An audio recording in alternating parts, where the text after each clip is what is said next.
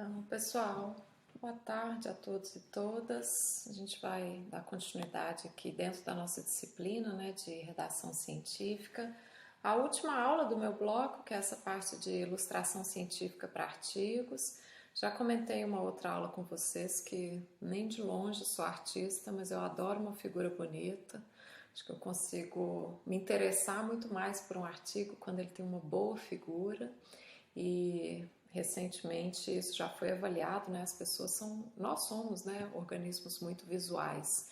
Então uma figura, né, bem feita, ela tem uma capacidade muito maior de chamar atenção para a leitura daquele artigo do que, né, uma figura mal feita, uma figura desinteressante. Além do fato, né, de que a gente precisa passar com clareza aí o recado que a gente quer dar nessa ideia aí da divulgação científica, tá?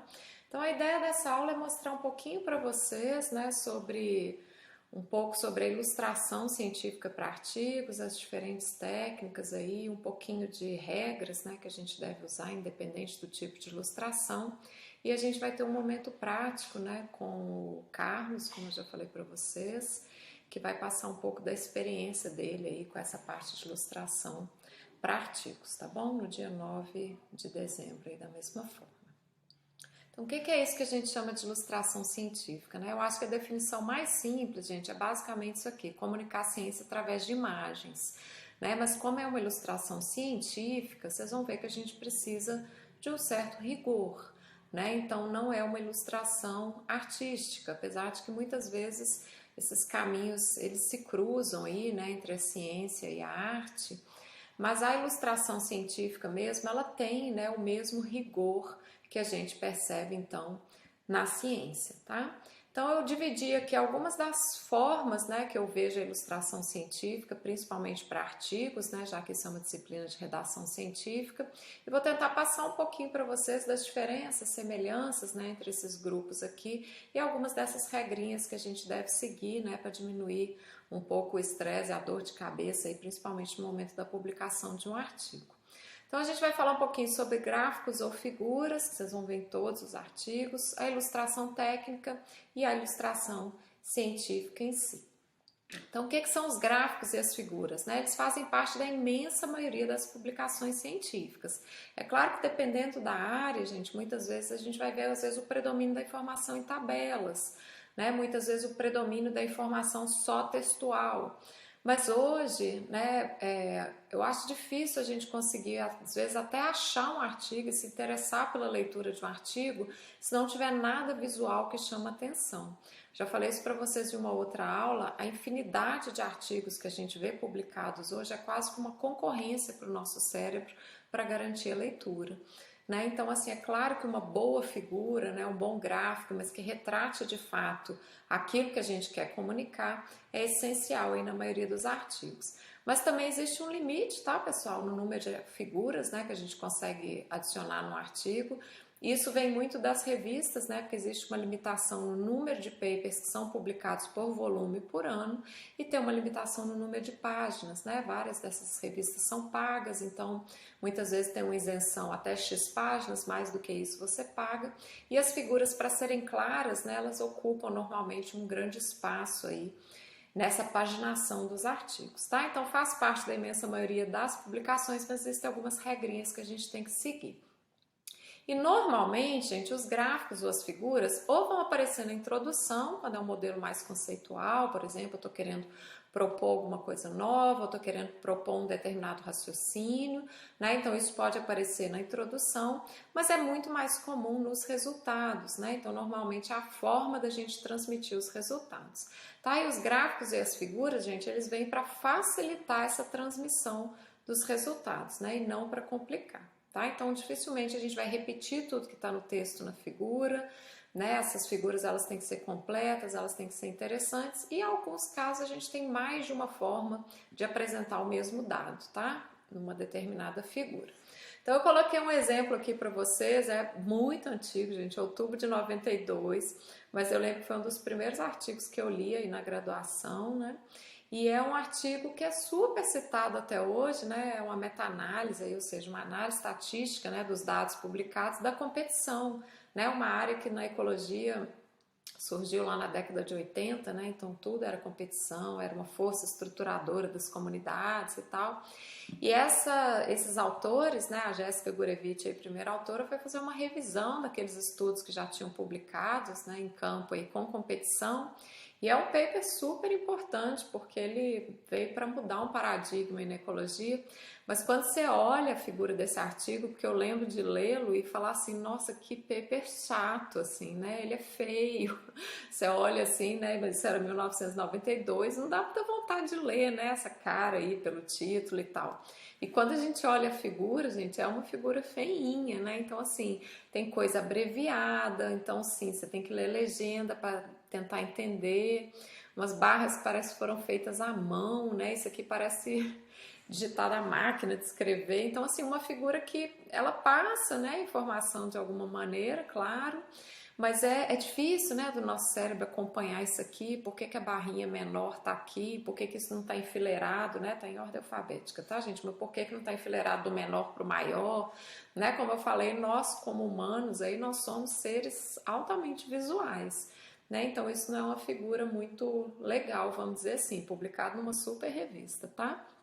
E aí eu acompanho, né, a literatura da Jéssica Gurevitch aí, aqui é um paper dela de 2018, né, na Nature, outra super revista também, em que dá para perceber, né, a evolução aí da ilustração científica na ciência, né? Então isso aqui é sobre meta-análise, é o mesmo tema do paper anterior, mas ela mostrando, né, ela e outros autores aí, mostrando então como que a gente pode, né, avaliar aí os dados da literatura e tal, mas vocês estão vendo com figuras coloridas, mais interessantes, né? A gente tem muito, eu pelo menos tenho muito mais vontade de ler esse paper aqui do que esse aqui, tá? Então mostra um pouco também, gente, claro, da evolução, né? No início aí da publicação na área de ecologia, a ecologia é uma ciência nova, né? Década de 70 em diante. O início, né, das publicações na ecologia era uma realidade completamente diferente da realidade que a gente vê hoje, né? Então não era possível, ou permitido pelo menos, figuras coloridas, né? Então isso era publicado numa revista mesmo, né? Física aí, não era nada online e tal. Então assim, pagar para ter uma figura colorida no artigo era uma coisa assim, né? Fora da realidade da maioria dos pesquisadores. Então hoje, com o avanço, né, das técnicas de ilustração, com a mudança no processo de publicação, é claro que isso tudo foi ficando melhor, né? E eu acho que acompanha, né, de certa forma, a evolução da ciência aí também, tá? E aí fui dar uma olhada na American Naturalist, né, que é essa revista aqui onde eles publicaram esse trabalho de 92, e é uma revista que hoje, né, já mudou a cara também. Então isso aqui é um paper de 2017, ó, que já tem um layout mais bonitinho, né? E ó, já publica figuras coloridas, então isso aqui é uma figura desse artigo, né? Diversidade regional e diversificação em mamíferos, ele é de 2017, né, gente? Quase 5 anos aí. Mas, ó, já usando figuras coloridas, usando ícones, né? Então, eu nem li o trabalho, mas eu sei que ele tá falando alguma coisa sobre morcegos, né? Alguma coisa sobre porco-espinho, alguma coisa sobre camaleão ou lagartos em geral. Então, tem que dar uma lida ali na legenda para ver o que é que ele está falando para cada um desses grupos, mas, né, usando combinações de cores, letra, né, muito melhor aqui o tamanho, o tipo da fonte e tal. Então, uma figura super informativa, tá, gente? Muito mais interessante, né, do que aquelas que a gente via lá no início, década de 90, anos 2000 e tal. Uma coisa importantíssima, gente, na ilustração, né, científica, ou nesses gráficos, que é esse tema que a gente está tratando primeiro, é que uma figura, primeiro, ela não basta ela ser só interessante, né? Ela tem que ser interessante, ela tem que passar a mensagem correta e ela tem que ter uma legenda completa. Legenda de figura vai ser sempre embaixo, tá, gente? Gráfico não tem título, né? Gráfico de artigo. Vocês estão vendo que não tem título aqui, não é? Lá no Excel, às vezes, quando você faz um gráfico, ele já cospe um título lá automático. Não tem título, tá? Importantíssimo que o gráfico, né, tenha uma legenda em que a informação ela está completa. Tinha uma professora na graduação da área de ecologia que ela falava o seguinte: se eu pegar um artigo, recortar a figura com a legenda e jogar da janela e alguém pegar lá embaixo, aquela pessoa, né, tem que ter a capacidade de entender o que aquela figura quer dizer, independente do artigo. Tá? Então é quase que uma independência mesmo. Então a legenda, gente, ela tem que ser o mais completa possível. Se o autor está usando duas cores aqui, azul e cinza, vai ter que explicar lá na legenda, tá? Então ele coloca aqui, né, que ele está mostrando a tendência para mamíferos no centro e para cada um das 6 grandes ordens, que são os painéis laterais, quiróptero, carnívoro, artiodáctilo. Então ele vai explicando uma por uma, tá? Então, gente, tem que ter, ó, o que é a diferença entre círculo cinza e círculo azul, tá? Então tem que estar bem explicadinho no texto. Não adianta só enfeitar, eu adoro figura enfeitada, acho que fica lindo, mas não adianta enfeitar se você não conseguir explicar, tá? E ainda assim ela tem que passar a mensagem, claro, de forma correta, tá? A legenda aí dos eixos, gente, sempre tem que ter unidade, né? Então aqui é o log aqui, ó, do K, riqueza do clado, tá? Tem que estar explicadinho o que é. E hoje a gente tem milhões de softwares para fazer figuras, tem milhões de softwares para editar figuras, tá? A gente vai ver um pouco mais disso hoje à tarde. E a ideia é que a gente consiga também, né, passar para vocês algumas dicas aí de alguns softwares que são gratuitos, né, que são interessantes aí para trabalhar um pouquinho essa ideia das figuras. Então esses gráficos ou figuras, gente, eles têm que ser planejados, tá? Por quê? Porque eu tenho que mostrar como que eu quero transmitir a ideia. Então, às vezes eu tenho uma tabela gigante lá com o número de espécies e tal. Será que eu consigo resumir isso num gráfico, né? Mostrar, às vezes, de uma forma mais interessante, mais visual aí? Outra coisa importante, tem que seguir as diretrizes da revista, tá? Por quê? Porque se a revista te falar que a figura tem que ter uma determinada qualidade em termos de DPI, que ela não aceita figura colorida, que tem que ter um tamanho X por Y. Se você manda fora desse formato, sua figura pode estar maravilhosa, que ela não vai, o seu paper provavelmente vai ser rejeitado antes de ir para a revisão. Tá? Então ele volta para você colocar no formato para depois enviar de novo, tá? Tem algumas revistas que são bastante rigorosas quanto a isso aí, especialmente as revistas boas. Mas uma coisa que eu acho que é importantíssima nessa aula de figuras, gente, também não adianta fazer uma figura bonita que não passa a informação de forma correta, tá? Já aconteceu, às vezes eu vejo uma figura linda e tal, quando vai olhar o eixo da figura tá errado, né? Então tem que revisar os números, porque às vezes vocês estão tão concentrados no detalhe, né? Como é que a imagem vai ficar, que cor que eu vou combinar, que tamanho de fonte que eu vou usar, que às vezes a gente acaba distraindo no conteúdo do gráfico, tá? Então tem que ter certeza que ele reflete os dados que você está apresentando lá no texto, incluindo, dá uma olhada nos eixos, na escala, na numeração, tá? Eu já vi gráfico, por exemplo, que falava que era o número cumulativo de artigos, mas na verdade não era cumulativo, né? Então, assim, a gente tem que ficar muito atento, tá? A esses detalhes quando você está montando uma figura. Tem um monte de software para fazer as figuras, tá, gente? O Excel mesmo é um software, né, que a gente consegue fazer muitas figuras, editar lá dentro mesmo. Quando é um modelo conceitual, o PowerPoint é excelente, né, para algumas coisas, você consegue criar, né, algumas figuras lá com imagens interessantes. O próprio R, né, o Sigma Plot, tem um que chama Prism, que eu tenho alguns alunos usando, então muito bom para vocês fazerem as figuras, tá? Ah, mas eu fiz a figura lá no R, mas tem umas coisinhas que eu quero mexer, eu não consegui mexer lá e tal.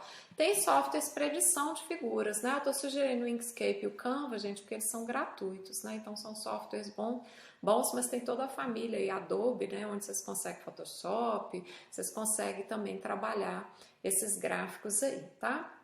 Eu vou deixar no Moodle, gente, alguns exemplos, né, de softwares aí para isso e um pouquinho, tipo um tutorialzinho, tá? Então depois vocês deem uma olhadinha lá também. Aqui eu coloquei alguns gráficos que foram feitos no Excel, né, de artigos aí que eu estou trabalhando, só para vocês terem uma ideia. A gente consegue fazer um mapa como esse aqui dentro do Excel. Então esse aqui mostra o número, a distribuição do número de estudos, né, de uma meta-análise que a gente está fazendo em relação a cada um dos países. Então eu consigo colorir, colocar uma cor mais forte para países que têm mais estudos, no caso aqui o Brasil. Consegui adicionar um gráfico de torta simplesinho aqui para mostrar a distribuição entre a região tropical e temperada. Consigo modificar essas cores, tá, gente? Então isso tudo feito aqui no próprio Excel. E de maneira muito simples, né? Basta uma coluna com o número dos países, nome dos países e outra coluna com o número de estudos, tá? E depois editar esses gráficos aí, exportar em alta definição, então dá para fazer tudo lá. Essa aqui é uma figura feita no Excel, também é uma substituição ao famoso gráfico de barras, né? Então muitas vezes a gente vai usar aquele histograma. Esse aqui ele trabalha com o que a gente chama de hierarquia, né? Que são barras proporcionais. Então é desse mesmo trabalho que eu mostrei o mapa antes, a gente estava avaliando técnicas, né, diferentes técnicas aí para restauração de ambientes, então uso de poleiros artificiais, transposição do solo, né, uso de galharia, etc. E aí isso aqui mostra a distribuição dos estudos em cada uma dessas categorias, sendo que o tamanho do retângulo, gente, ele é proporcional ao número de estudos, né? Eu estou indicando aqui com porcentagem, de novo, é uma figura toda feita dentro do Excel, posso mudar a cor, adicionar os ícones aí, muda a cor da fonte, muda a fonte, foi toda feita lá, consigo exportar em alta definição também. Na legenda dessa figura, o paper ainda não está publicado, tá, gente? Mas na legenda da figura vai aparecer lá tudo direitinho, né? O que significa o tamanho dos retângulos, o que significa cada categoria. Só para mostrar para vocês que é perfeitamente possível. Nesse mesmo artigo, uma das figuras a gente não conseguiu fazer no Excel, né? Porque aí já não era tão simples. Então, isso aqui é uma figura que mostra tamanho de efeito, tá aqui no eixo do X. E aí a gente precisou de várias categorias, uma combinação de cores maior, então essa figura foi feita no Sigma Plot, tá? Mas eu usei, por exemplo, os mesmos ícones que eu usei lá no Excel. Ah, Tati, como é que a gente faz essa combinação de cores? Daqui a pouquinho eu vou mostrar para vocês, né? Tem algumas cores que a gente não pode usar juntas para respeitar, por exemplo, quem é daltônico, então vermelho e verde a gente evita, né, de colocar dentro do mesmo grupo. Vocês estão vendo que aqui são tons, né, de vermelho, aqui é uma mesma família de cores, né, mesmos tons, então isso é legal para a gente respeitar, né, quem tem alguma limitação aí muitas vezes para enxergar esses gráficos. Inclusive é exigido, tá, por algumas revistas aí, se a gente lembrou, né, de respeitar essas combinações, tá? Então essa figura foi feita no Sigma Plot. As figuras, gente, né, nesses gráficos aí, eles podem ter diversos formatos, tá? Tô mostrando aqui para vocês, é um print aí do Excel mesmo, quais que você consegue fazer, por exemplo, dentro do Excel, né? Histograma, gráficos de linha, gráfico de dispersão XY, a hierarquia, que é esse que eu mostrei para vocês, gráfico de torta. Dá para combinar, tá? Vários desses gráficos aí, os próprios mapas. Então, ao usar, gente, essas figuras num artigo, numa publicação para divulgação científica, por exemplo, sempre pensa no seu leitor. Qual que é o tipo de figura que é mais fácil para o seu leitor entender? Durante um tempo, o pessoal andou complicando demais a vida, né? Umas figuras que você olhava e falava, gente, o que essa figura quer dizer? Às vezes um gráfico de torta, tá, gente? Que é esse gráfico de setor, né? O de torta que a gente chama, ou esse de hierarquia. É um gráfico simples que dá para entender, quanto maior o tamanho, mais coisa tem ali, né? Então, às vezes a gente não precisa complicar muito a vida, não. Mas é claro que, por exemplo, se você tem duas variáveis contínuas, provavelmente você vai precisar ou de um gráfico de dispersão, se você quer relacioná-las, ou de um gráfico de linha. Né? Ah, eu quero mostrar a distribuição de frequência, provavelmente um gráfico de coluna, um desse hierárquico. Né? Então a gente precisa saber aí qual que é o público, o que você quer transmitir, qual tipo de figura que fica mais fácil para o leitor entender, tá?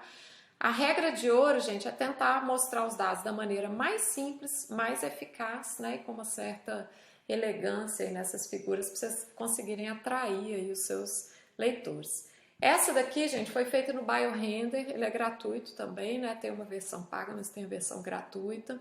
Super fácil de mexer, tem um monte de recursos, não só para a área de ecologia, né, comparado às outras áreas das ciências biológicas. Na verdade, a ecologia é até bem subrepresentada no BioRender, mas às vezes você precisa montar um esqueminha com a planta, uma abelha, né, tem vários ícones lá, você mexe na cor, você mexe na definição.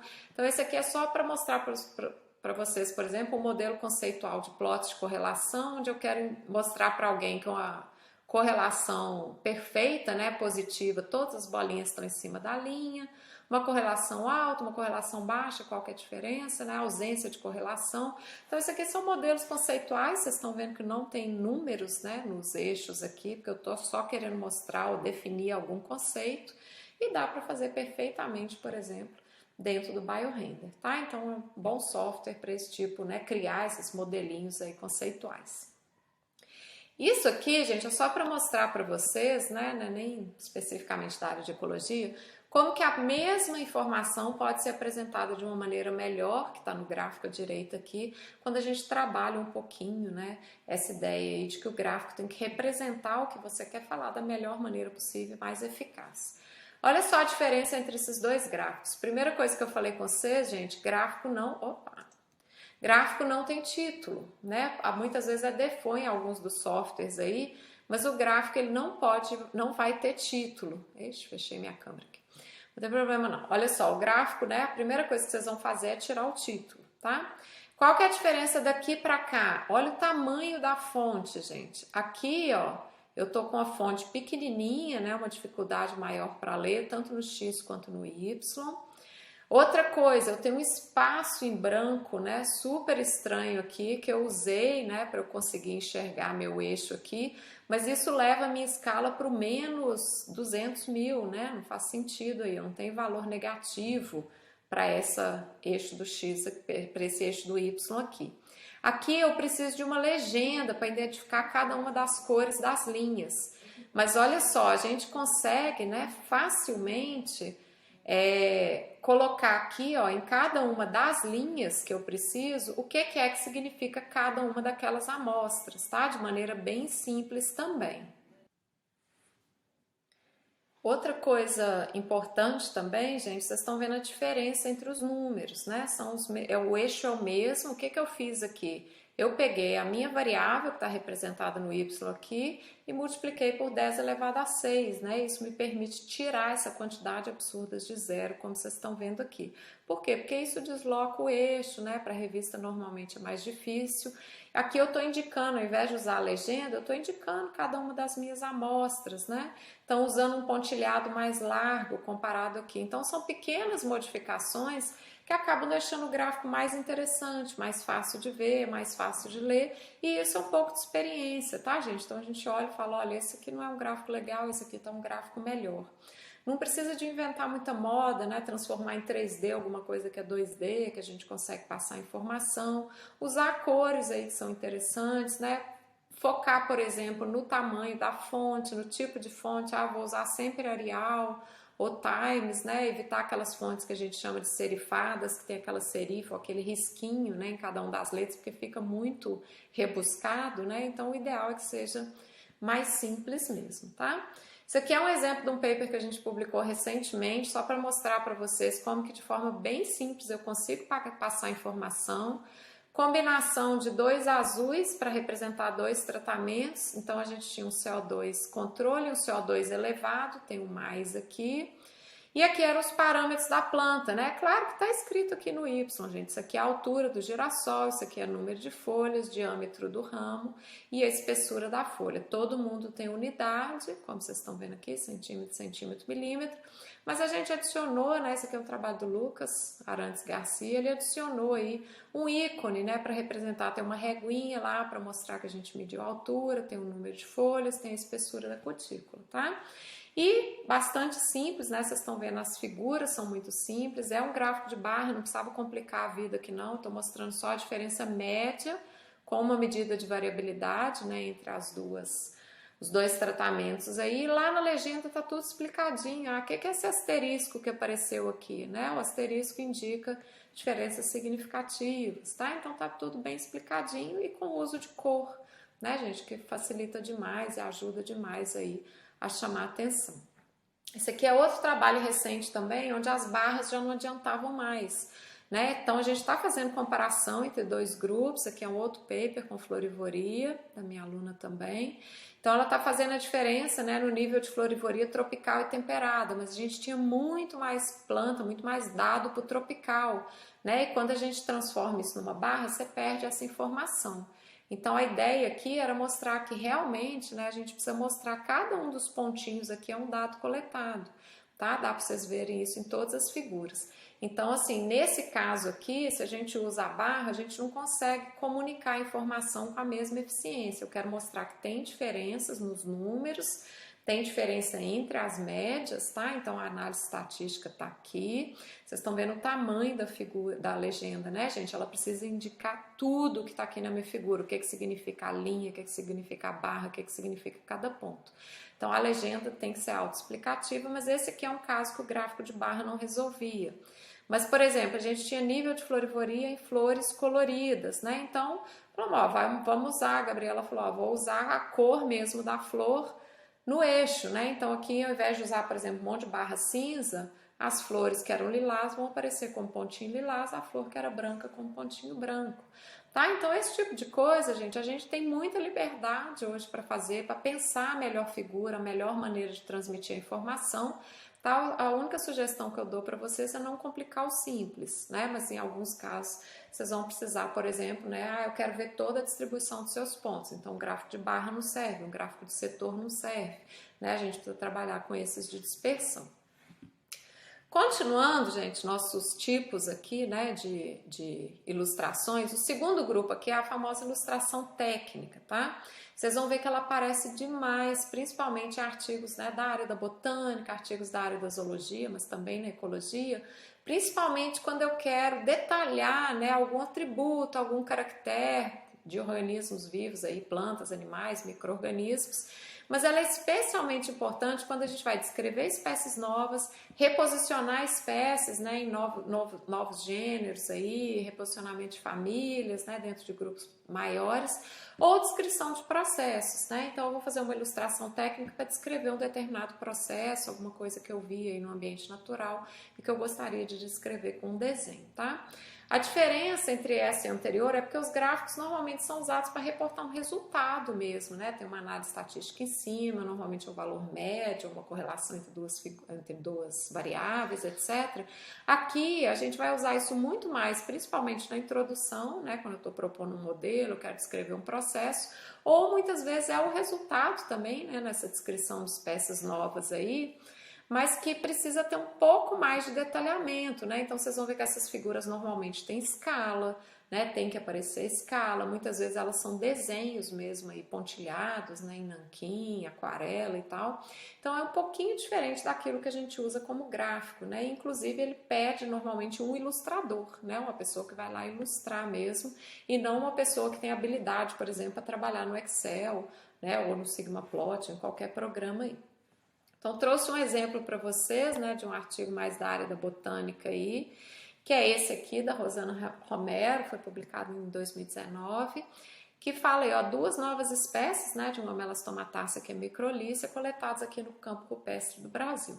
Então, tem foto no artigo, gente, essa planta é lindíssima, né, tem um monte de foto lá no artigo, mas vocês vão ver que tem a ilustração, né, essa ilustração técnica aí, mostrando, então, ó, ela vai indicar aqui, letra A, né, então é o ramo com flor, letra B, a folha na superfície abaxial, letra H, que é essa aqui, ó, deixa eu ver, as sépalas, né, ou as folhas aí. Então a gente vai ver frutos, né? Cada uma das partes aí, vocês estão vendo, gente, que tem escala, né? Então isso aqui indica 5 milímetros, tá? Isso aqui indica 1 milímetro para cada um dos desenhos. Isso é normalmente feito numa prancha, como vocês estão vendo aqui, né? Para indicar todas as partes aí que foram ilustradas, e vai ter uma descrição, né, lá nesse artigo, tá? Então isso aqui exige muito mais técnica, né, para que a gente consiga passar essa informação. Vocês estão vendo que as escalas aqui são diferentes, né, dependendo aí do que ela está querendo representar, mas é importante para passar a informação da maneira mais precisa, né, e mais correta possível, tá? Então, às vezes, a gente vai estar descrevendo o tamanho da flor, o tamanho de um determinado órgão reprodutivo, o tamanho da folha, onde que ela tem pelo, onde que ela não tem, e isso tem que estar muito bem descrito, né, nessa parte técnica aí do artigo. Esse aqui é um outro exemplo, né, de um artigo aí do Lelê, do Fernando Silveira, que descreve um processo, né, gente? Então não é uma espécie nova, como eu falei para vocês, não é um reposicionamento, mas é para mostrar, por exemplo, um processo, né, de predação aí de um besouro numa formiga cortadeira, tá? Então tá explicadinho aqui na legenda o que significa cada coisa, e aqui usaram, né, aí, ó, o serviço, vamos dizer assim, de um ilustrador, né, que é o Marcos Ferreira. Então faz a ilustração, essa aqui até não tem escala, tá, gente? Mas a ideia é mostrar ou descrever um determinado processo aí. Então isso é muito comum tanto na área de botânica quanto na área de zoologia, né? Isso aqui só para mostrar para vocês aí o trabalho de um ilustrador, né? Então isso tudo tem que estar em proporção, tem que estar em escala, muitas vezes colorido, né? Para refletir aí as cores que são encontradas, isso aqui é aqueles besouros serra-pau. Então, vai depender, né, do objetivo, da proposta aí. Muitas vezes é uma ilustração científica para enfeitar, muitas vezes é para uma publicação, né? Então, é claro que depende aí do objetivo de cada um. E por último, gente, é o que a gente chama de ilustração científica mesmo, que muitas vezes é um misto, né, entre essas várias coisas que eu tenho falado aqui para vocês. Então, eu acho que a ilustração científica é a melhor definição entre interseção, né, entre ciência e arte aí, tá? Tem a finalidade de auxiliar o pesquisador a comunicar suas ideias e descobertas em forma de desenhos que são detalhados e as mais diversas técnicas possíveis, né? E normalmente uma combinação disso aí. Então, grafite, nanquim, aquarela ou mesmo, né, ilustração científica digital, que tem sido muito usada recentemente. No Brasil já foi muito comum os institutos, né, de ciências biológicas ou de biologia aí, eles terem os ilustradores científicos. Para quem frequenta ou já frequentou o ICB, vocês veem, né, que tem várias ilustrações lá nos corredores. Já foi, eu lembro, vários cursos, né, sendo ministrados aí, ou na área de ilustração botânica ou ilustração científica em geral. E esse aqui é das ilustrações mais antigas, né, do Instituto Biológico de Desenho Científico da USP, data de 1937, e na verdade foi um dos motivos, né, para a criação desse instituto. Em algum momento, gente, eles já tiveram mais de 30 ilustradores, né, então as pessoas chegavam lá com as demandas, eu preciso de uma ilustração disso, daquilo, e era feita, né, a ilustração, várias delas povoam artigos científicos aí, várias delas, né, são vendidas, e aí elas têm diferentes destinos, tá? Mas a ilustração científica, ela é bastante importante, né, na área das ciências biológicas e eu acho que também, né, na área da ecologia. Então, só dar alguns exemplos para vocês. Esse aqui é um artigo do meu aluno de doutorado também, que eu acho que cumpriu bastante bem esse papel, né, de vender uma ideia com uma imagem bonita. Então, foi uma imagem encomendada, né, para mostrar aí como que um inseto galhador, né, ao depositar os ovos aqui, promover esse crescimento tumoral, esse crescimento das galhas aí, modifica completamente a folha, né, de maneira a ela facilitar aí, ela enrola, né, e acaba sendo colonizada aí por outros organismos, como é o caso das aranhas, que vocês estão vendo aqui, que é isso que a gente chama de engenharia de ecossistemas. Então, esse artigo, assim, ele chama bastante atenção pelas ilustrações. Isso aqui foi uma ilustração digital, que a gente chama, inclusive, de representação esquemática, né, mostrando aí de A até F, como que esse processo acontece, tá, gente? Então, assim, nesse artigo, além das figuras, né, dessa ilustração científica, os gráficos, aqueles que são usados para passar informação estatística, né, os resultados, eles também combinam, né, alguns desses elementos gráficos para chamar atenção. Então, aqui no vem ao caso, essa é uma figura composta, tá, gente? Dei um print aqui só para vocês verem uma parte, em que ele avaliou, né, diferenças aí na abundância e composição dos artrópodes em diferentes níveis, nível da planta e nível da folha. E aí vocês conseguem perceber aqui, né, que a gente usa esses cliparts ou esses ícones gráficos aí para chamar atenção para cada um desses grupos, tá? Combinação de cores, né, interessantes aqui. Então, em algum momento ele ia precisar, né, de vários tratamentos aqui, então tem que pensar com antecedência, né, que cor que você vai usar para a figura no final ela ter, né, uma certa harmonia, vamos dizer assim, e usando aqui, né, os cliparts também para indicar cada um dos grupos que ele precisava. Isso tudo, gente, está explicadinho lá na legenda do artigo, tá? Na legenda dessa figura. Eu não coloquei aqui porque eu estou usando só uma parte dela, uma figura bem grande aí. Trouxe outro exemplo para você de um paper que saiu essa semana, gente, foi 15 de novembro, né, de 2021, bem recente aí, há poucas semanas atrás, né?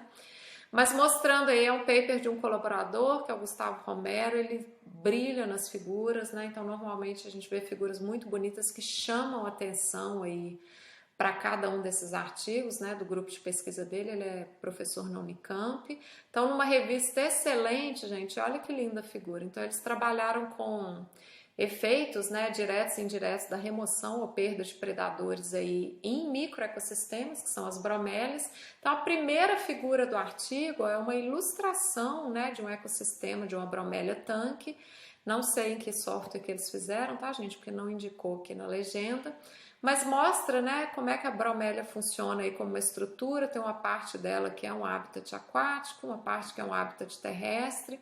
Ele distribuiu, né, e dividiu a fauna em micro e macro, representando com ícones aqui, né, cada um dos grupos, ciliados, flagelados, etc. Mesma coisa para a fauna aquática, e aqui em cima está a fauna terrestre, né, dividida em cada uma das guildas ou partes funcionais, vamos dizer assim, de cada um desses predadores. Então a figura, assim, eu não posso não ter lido o artigo, vocês conseguem entender, né? Tá bem explicadinho ali na legenda. Os ícones ajudam a gente a entender, ó, aranhas que constroem teias, né? Bichos que são terrestres que caminham, né? Que ele chama aqui de cursorial. Então, assim, é uma figura bastante completa, né? E é a figura 1 do artigo. E quando eu olhei as outras figuras, é um esquema parecido com o paper lá que eu mostrei para vocês do Cássio anteriormente. É uma combinação, gente, por que é ilustração científica? É uma combinação entre uma figura que descreve um processo, como essa aqui, e figuras que descrevem os resultados, tá?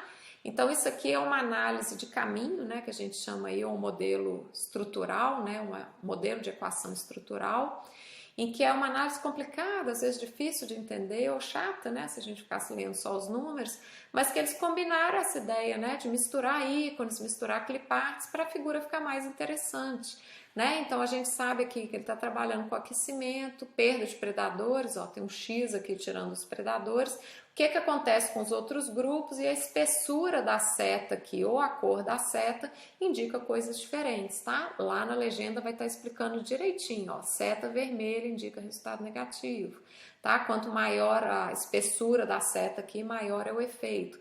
Então, gente, aqui ó, tem o R da estatística, tá? Então tem a estatística associada, mas a ideia é deixar a figura mais interessante, né? Para que o artigo ele chame mais atenção.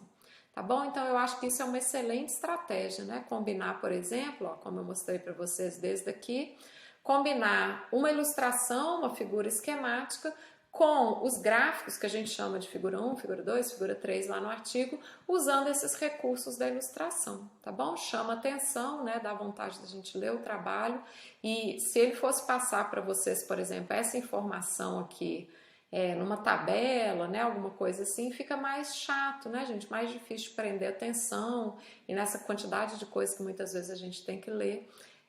Quanto mais interessante for a figura, mais fácil a gente memoriza, tá? E última coisa, gente, para finalizar essa videoaula, que vai ser importante para a nossa atividade avaliativa, é o que a gente chama de resumo gráfico ou resumo visual. Isso vem do inglês GA, que é Graphical Abstracts, tem sido bastante usado e muitas vezes exigido pelas revistas. E a maioria das revistas tem feito isso para divulgar os seus artigos, tá? Então, quem tem Twitter, por exemplo, segue alguma revista científica, vocês vão ver que muitas vezes a divulgação do artigo é via visual, né? Então vocês vão ver um resumo gráfico aí desse artigo. Não necessariamente ele é uma figura do artigo, tá, gente? Muitas vezes é independente da figura. O artigo tem 4 figuras lá e o Graphical Abstract não é uma figura do artigo, ele é usado somente na divulgação, tá? É o mais comum, na verdade. Então coloquei um exemplo aqui para vocês, um resuminho visual aí de um determinado artigo, né? Então ele tem um grupo de plantas aqui que ele fala que não são ocupadas. Ele avaliou uma série de parâmetros, aí, incluindo características das plantas, para tentar entender a colonização de afídeos. Então tem joaninha aqui, tem afídeo, tem formiga e é a mesma planta, tá? Então os resumos gráficos, gente, normalmente eles tendem a seguir as diretrizes da revista. Então, a Elsevier, por exemplo, que é uma editora, né, que tem várias revistas, isso aqui é da página deles, eles colocam aí como produzir, né, um abstract visual, um resumo visual aí bom, então simples, acessível, né, visualmente aí estimulante, e isso vai beneficiar o seu artigo, tá? Então, eles têm uma série de sugestões de como fazer isso, é claro que depende da revista, né, a editora aqui tem revistas das mais diversas áreas, não só da ecologia, mas hoje tem sido quase regra, né? As revistas normalmente tweetam o resumo gráfico, né? E não necessariamente o título do artigo. Inclusive, teve um trabalho há pouco tempo atrás, deixa eu ver se eu pus a data aqui, 2017, que ele mostrou que os artigos que têm esses resumos gráficos visuais bons, eles são muito mais efetivos, né, no Twitter, por exemplo, do que os artigos que não têm. Tá? A gente sabe que a maioria dos periódicos científicos usam, né, as mídias sociais aí para promover seus artigos, né? E aí a pergunta desse grupo aí de pesquisadores foi: será que todos os tweets são iguais, né? Será que todos os tweets têm a mesma capacidade, a mesma eficiência, vamos dizer assim, para chamar a atenção, né, de quem está lá só rolando a página, dando uma olhada nas revistas? Os resultados que eles encontraram foi que os tweets que tinham esses resumos gráficos, eles eram muito mais efetivos, tá? Então tinha né, uma cobertura muito maior, as pessoas viam muito mais, eles eram muito mais retuitados e os artigos eram visitados, que é excelente, né? Então, na verdade, eles tweetam o resumo gráfico, colocam o DOI lá e dependendo do resumo, a chance de você clicar, né, no DOI e ver o artigo é muito maior, né? Então, isso aqui de 2,7 vezes, tá? Então, a conclusão desse trabalho é que nem todos os tweets são iguais e essa parte visual, ela faz a diferença mesmo, tá bom? Então, coloquei alguns exemplos aqui, gente, isso é de uma editora também, mostrando quais são uns resumos gráficos que eles julgam eficientes, só para quem nunca viu isso, vocês terem uma noção. Então, olha esse aqui que legal. Eles avaliam, será que o risco de predação tem efeitos, né, no fitness ou consequências no fitness aí das espécies? Trabalharam com porco-espinho, né, como presa aí e alguns organismos aí como predadores, tá? Então, o que que eles viram? A expectativa de vida, né, na ausência aí dos predadores e na presença dos predadores, usando ícones, né, gente? Então, fica ótimo de ver, já tem um resumo numérico aqui e o que que eles encontraram de resultado, né? Então, um gráfico lindo, não faz parte da figura do artigo, tá? É só um resumão mesmo. E esse artigo aqui ele foi bastante procurado, né? Então, isso aqui é só um resumo, né, de como que, por exemplo, esse tipo de resumo gráfico aqui deve aparecer. Então, eu tenho um grande título aí na forma de pergunta, uma introdução curtinha, né, para o tópico. Como a gente é visual, joga alguma imagem grande aqui, ó, que no caso é o porco-espinho. Aqui estão os resultados, legal usar ícone, tá, gente? Chama atenção muito melhor do que texto. Conclui e joga alguma coisa grande do lado de cá também, ó. Então, volta aqui para vocês verem, olha só como é que visualmente ele é, né, bastante interessante. Outro exemplo aqui para vocês, esse aqui foi com salamandra, tá? Então, um artigo legal também, mais da área de zoologia, mas usou uma fonte mais diferentinha, uma combinação de cores mais legal. E o nosso cérebro, gente, ou ele vai ler assim, de cima para baixo, ou, né, da esquerda para a direita, tá? Então, a gente sempre tem que respeitar isso. Então, no do porco-espinho, ó, a gente tem da esquerda para a direita, vocês estão vendo o título tá aqui, aqui vai estar a conclusão. Nesse caso aqui da salamandra, é de cima para baixo, tá? Então, pensar, né, nessas divisões visuais. Então, aqui tem um título grande, ó, provocativo, né? Colocar uma imagem bem grande lá da salamandra. Esses três grupinhos, esses três gráficos aqui indicam métodos e alguns gráficos, né, que eles usaram para mostrar onde que foi feito, que método que eles usaram. Resultado principal, conclusão, ainda colocaram algumas citações aqui. Tá? Então, são dicas aí, eu acho que legais para vocês, né, para dar uma olhada. Então, às vezes, vocês vão precisar fazer um resumo gráfico, né, não basta pegar a sua primeira figura do artigo e falar, ó, esse aqui é meu principal resultado. A gente precisa deixar a coisa interessante, né, mostrar, tentar contar uma historinha aí. Tá? Isso, inclusive, vai ser uma atividade aí para vocês, para a gente fechar o bloco da nossa disciplina. E, por último, gente, eu vou deixar lá no Moodle para vocês uma lista de websites para download desses ícones, gratuita, né? Então, sites em que a gente consegue Icon Finder, Flat Icon, tem um monte aí que vocês conseguem, né, fazer o download gratuito, muitas vezes até ilimitado desses ícones. Uma lista de softwares para editar figuras e gráficos, também são gratuitas, principalmente o Inkscape, alguns outros aí.